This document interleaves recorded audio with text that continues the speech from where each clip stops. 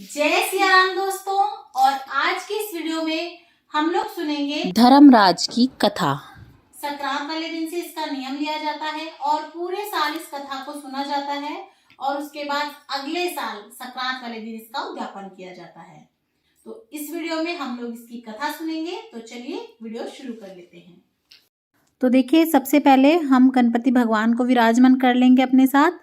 आप रोज बाकी के दिनों में चाहे बेशक गणपति भगवान को ना रखें, लेकिन जिस दिन आप कथा का नियम पकड़ रहे होंगे, जिस दिन आप संकल्प लेंगे, उस दिन आप गणपति भगवान को जरूर विराजमान करें। और हम 1 लोटा जल ले लेंगे। देखिए, सर्वप्रथम हम गणपति भगवान को तिलक करेंगे। तो आप चंदन से, रोली से भगवान गणपति को तिलक कर लीजिएगा। थोड़े से आप अक्षत या फिर आप तिल चढ़ा दीजिएगा और उसके बाद आप अपने लोटे पे भी तिलक कर लीजिएगा। आप अपने लोटे पे स्वास्तिक भी बना लीजिएगा। और देखिए, उसके बाद आप कथा सुन लेंगे। तो देखिए, अगर हो सके कोई आपको सुना सकता है तो आप रोज किसी से कथा सुन लीजिएगा, लेकिन ऐसा नहीं है पॉसिबल तो कोई दिक्कत नहीं है, आप अपनी कथा खुद भी कर सकते हैं। और देखिए, एक क्वेश्चन मेरे पास बहुत ज़्यादा आ रहा है कि जब पीरियड्स वगैरह हो जाते हैं मैम, तब हम कथा कैसे कहेंगे। तो देखिए, मैं आपको बता दूं, तो आप उस टाइम पे कथा खुद मत कहिएगा, किसी से सुन लीजिएगा। सुनने में कोई बुराई नहीं है। और उसके बाद जो आपके नाम का लोटा भर के रखा होगा कथा सुनाते समय, उसका जल आप जिसने कथा सुनाई हो उसी से दिलवा दीजिएगा सूर्य को, यानी कि अर्घ दिलवा दीजिएगा। तो इस तरह से आप अपनी कथा का नियम कंटिन्यू रख सकते हैं।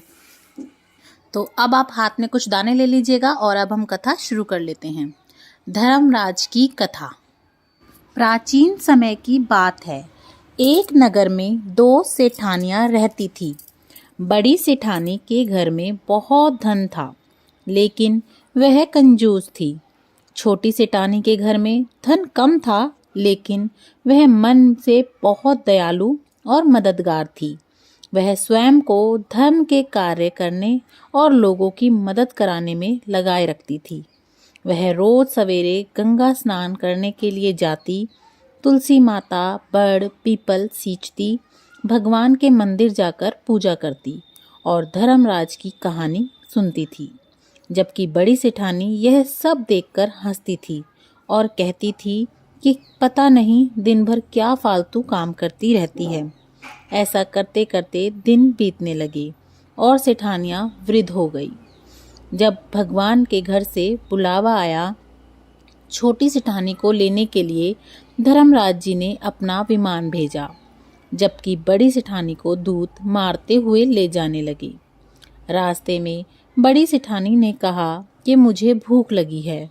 तब दूत बोले कि यदि तुमने अपने जीवन में किसी को खाना खिलाया होगा तभी तुम्हें खाना मिलेगा। थोड़ी देर बाद उसने फिर से कहा कि मुझे प्यास लगी है। तब दूत बोले कि यदि तुमने जीवन में किसी को कभी पानी पिलाया होगा तो तुम्हें पानी मिल जाएगा। रास्ते में उसके कांटे चुभने लगे और तेज गर्मी पड़ने लगी। तब फिर यमराज के दूतों ने बोला कि कभी चप्पल जूता दान किया था या कभी छाता दान किया है? अगर किया होगा तो उन सब का सुख तुम्हें मिल जाएगा। लेकिन दूत उसे घसीटते हुए ले गए। अब बड़ी सेठानी बहुत पछताने लगी कि मेरे पास सब कुछ होते हुए भी दान धर्म नहीं किया। इतनी देर में धर्मराज जी का दरबार आ गया। वहां जाकर उसने देखा कि छोटी सेठानी भगवान के पास सिंहासन पर बैठी है।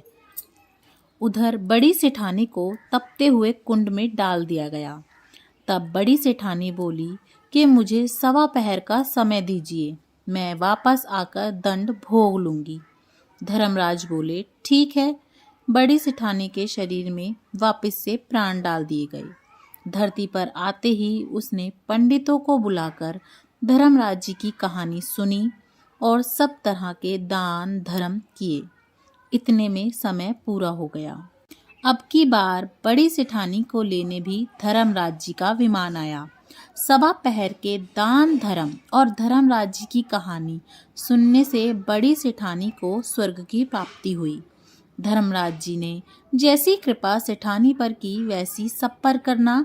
धर्मराज जी की कहानी सुनने वाले, कहने वाले, हुंकारा भरने वाले और पूरे परिवार पे करना। इसी प्रकार से हमारी धर्मराज जी की कहानी संपूर्ण होती है उसके बाद आप ये दाने और ये जो 1 लोटा जल लिया है, आप इससे भगवान सूर्य को अर्घ दे देंगे और इसी तरह से आपको रोज़ कहानी कहनी है। आप पूरा साल इस कहानी को कहेंगे, उसके बाद आप इसका उद्यापन करेंगे। इसके उद्यापन की विधि की वीडियो भी आपको मेरे चैनल पे मिल जाएगी, मैंने डिटेल में बताया है, आप उसे जाके ज़रूर चेक कीजिएगा। और इसी तरह से संक्रांत वाले दिन से उठाई जाने वाली कथा, कहानी, दान, पुण्य, स्नान कैसे करना है, सभी की वीडियोस मेरे चैनल पे है, उन्हें भी आप जाके ज़रूर देखिएगा। सभी की मैंने एक प्लेलिस्ट बना दी है और लिंक आपको डिस्क्रिप्शन बॉक्स में मिल जाएगा। ऊपर आई बटन में भी लिंक आ रहा होगा, आप इस लिंक पे जाके क्लिक करके सभी कहानियाँ देख सकते हैं। आपको मेरी वीडियो कैसी लगी मुझे ज़रूर बताइएगा कमेंट करके। और अगर आपको मेरी वीडियोस अच्छी लग रही हैं, मेरा चैनल पसंद आ रहा है, तो ज़्यादा से ज़्यादा शेयर कीजिएगा, लाइक कीजिएगा, सब्सक्राइब करना तो बिल्कुल भी मत भूलिएगा और कमेंट बॉक्स में जय सिया राम ज़रूर लिखिएगा। देखने के लिए बहुत बहुत धन्यवाद। जय सिया राम।